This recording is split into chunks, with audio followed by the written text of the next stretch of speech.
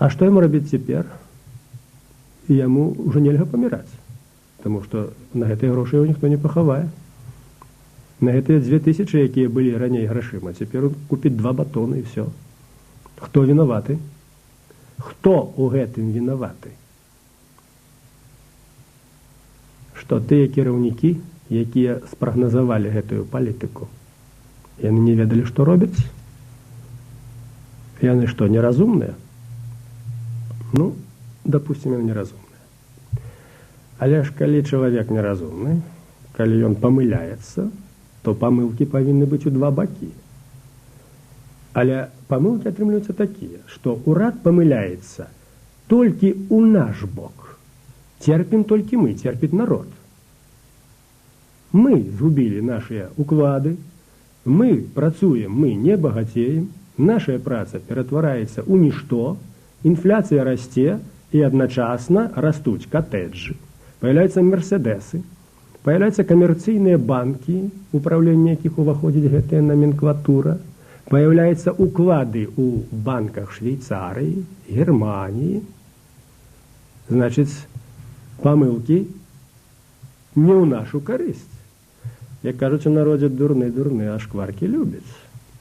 Значыць, штосьці тут не тое. Так вот, давайте разберемся, у чым же справа. И, может быть, я буду говорить вельми подробязно. Прошу запастись терпением. Для нас вельми важно высветлить причины, механизм нашего обрабования. Потому что нас рабуют. Але рабование не бачное. Мы быццам яго не бачым.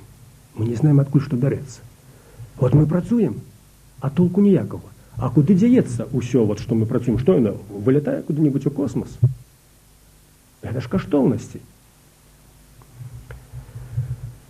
Сутнасць вось у чым. Інфляцыя – гэта такі механізм, які дае магчымасць пераразмеркаваць багацце ад народа да пэўных карумпаваных груп, якія знаходзяцца ва ўрадавых структурах, маюць дачыненне да банкаў, да валютных махінацый, да карупцыі.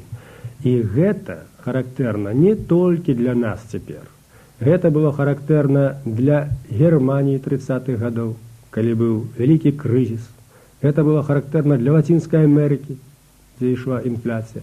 Увогуле ва ўсіх крызісных перыядах, калі развіваецца інфляцыя, гіперінфляцыя, гэтыя групы зацікаўлены ў гэтым. Таму што гэта дае ім магчымасць абагачацца быццам бы законным чынам, выкарыстоўваючы ўладу, абагачацца баснаслоўна.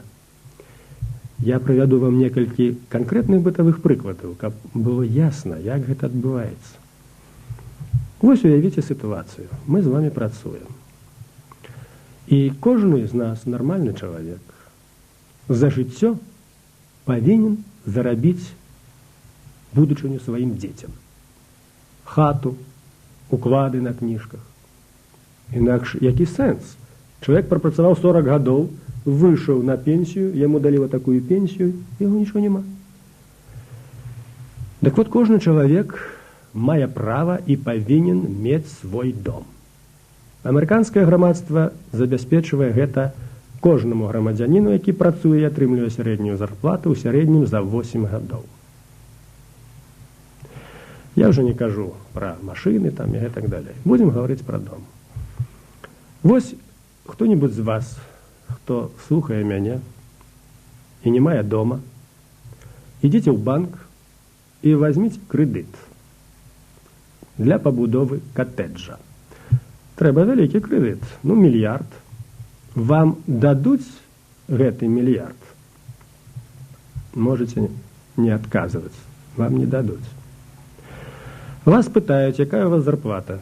Вы скажете, ну, сколько там, 150 тысяч. Вам могут дать кредит вот такие вот. На гэты кредит вы і палавіну дзвярэй для катэджа не зробіце. Тым не менш, тыя людзі, якія будуюць, яны атрымліваюць. Хто ж будуе? А будуе асноўным номенклатура. Людзі, якія маюць дачыненні да улады і да гэтых структур. Яны атрымліваюць крэдыты пад вельмі невялікія працэнты. Я недавно быў у Пінску і высветліў, для народа 240%, для номенклатуры 10%. І вот уявіце, чалавек, які працаваў ва ўрадавай структуры, 2 гады назад пайшоў і ўзяў такі крэдыт, 1 мільён. За 2 гады ён пабудаваў катэдж, он раней пабудаваў, ён пабудаваў яго за год. Зараз он стаіць, гэты катэдж, з 3 паверхамі, з ліфтам, з 2 гаражамі, і цяпер яму трэба аддаць гэты крэдыт назад. Як вы думаеце, за які час ён яго аддасць? Правильно, ён яго аддасць за 1 месяц, за 1 зарплату. І все законно, юрыдычна. Ён узяў 1 мільён і праз 2 гады аддаў 1 мільён. Дык вот у нармальнай эканоміцы, у нармальнай сітуацыі 1 мільён 2 гады назад і цяпер 1 мільён гэта 1 мільён. Цяпер жа ўжо гэта не 1 мільён, таму што ідзе механізм інфляцыі.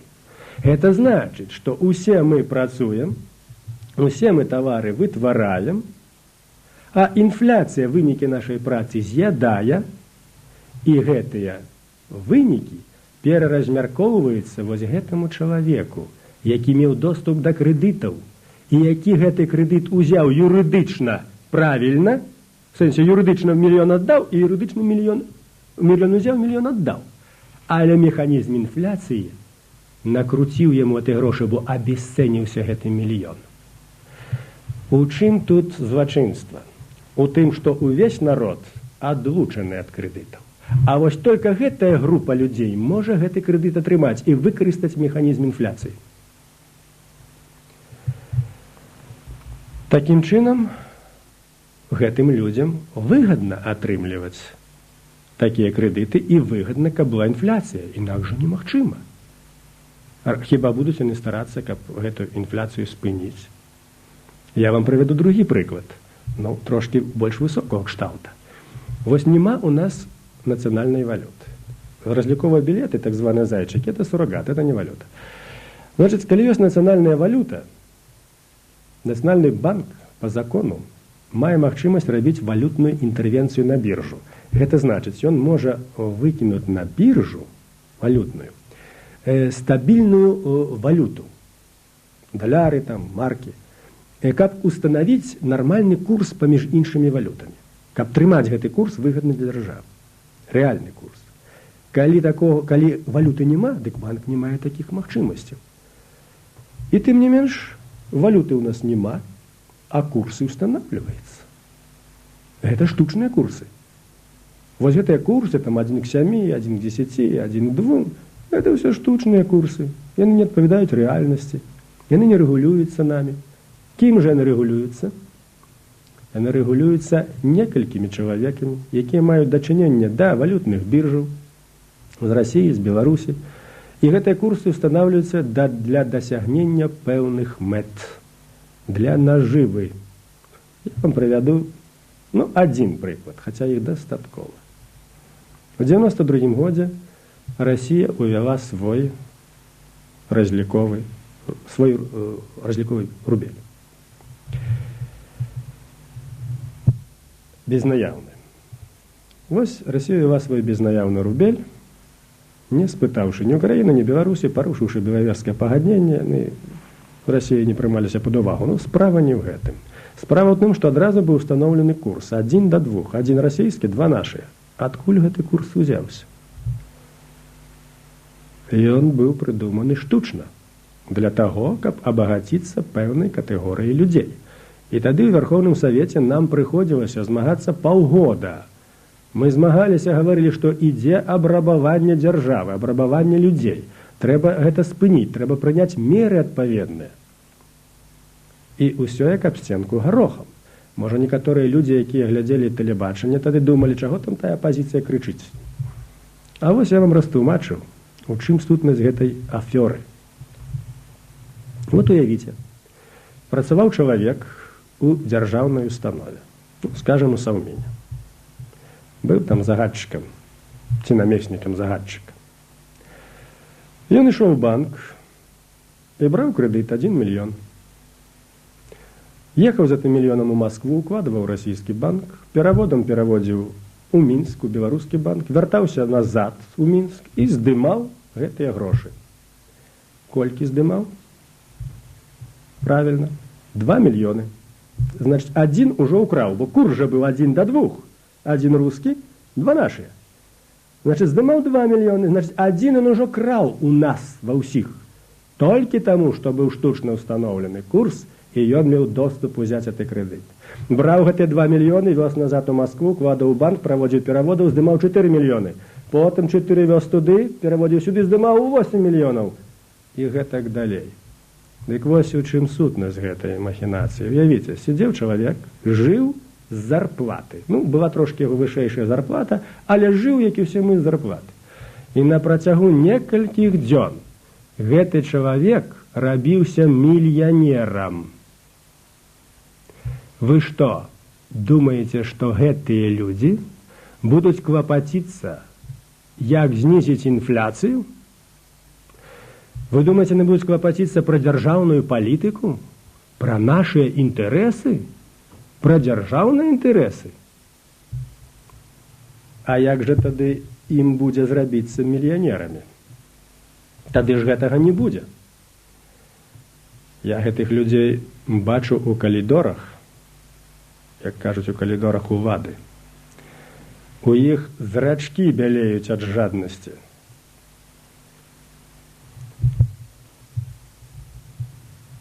Вось у чым уся і заключаецца сітуацыя. Для таго, каб інфляцыю спыніць, трэба ўвесці свае грошы, праводзіць манетарную палітыку і праводзіць палітыку эканамічных рэформ. Па гэтаму шляху пайшла Эстонія, якая ўвяла ў 92 годзе крону летам, а к канцу года яна ўжо спыніла інфляцыю. Па гэтаму шляху пайшла Літва, успомніце, зусім недавно, яшчэ год назад. У іх былі вялікія праблемы, цяпер навялі літ. Мы бачым, як сітуацыя палепшылась. Па гэтаму шляху пайшла Латвія, і лад надзвычай моцна стаіць. Яны вельмі жорсткую праводзяць палітыку манетарную. Я разумею, тут ёсць пэўная і небяспека ў гэтым, але гэта ўжо спецыяльная размова. Вось чаму гэтыя людзі так супраціўляюцца увядзенню беларускіх грошай. Інфляцыя раскручваецца, на гэтай інфляцыі растуць капіталы, быццам бы з паветра, і капіталы гэтыя робяцца тымі, хто мае доступ да ўлады. А гэта ёсць карупцыя. Інфляцыя і карупцыя звязаны паміж сабой. Вось чаму ідзе такая прапаганда.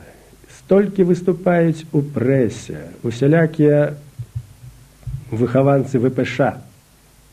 Не трэба нацыянальная валюта, давай там аб'яднання грашовых сістэм і гэтак далей. Яшчэ трэба ўлічыць вось што.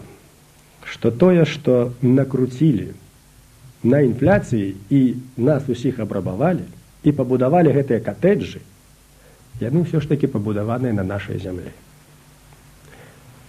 І ёсць метады эканамічныя, як прымусіць гэтую маёмасць дзейнічаць у карысць усяго грамадства. Я пра гэта скажу потым. Але я хачу сказаць іншае. Больш разбуральнае тое, што ў выніку гэтага раблення грошай з паветра, а на самай справе рабавання нашай працы, гэтая карумпіраваная номенклатура пераводзіць гэтыя каштоўнасці, гэтыя грошы ў замежныя банкі. Па маіх звестках, кожны год з краін СНД выплывае ў швейцарскія нямецкія банкі 7 мільярдаў даляраў. Там больш 30 мільярдаў ляжыць. А раз яны там ляжаць, значыць, яны інвестуюць нямецкую эканоміку. У нас укралі і інвестуюць багатую Нямецчыну, а нам з Германіі вязуць гуманітарную дапамогу. Нам, пераможцам у другой сусветнай вайне.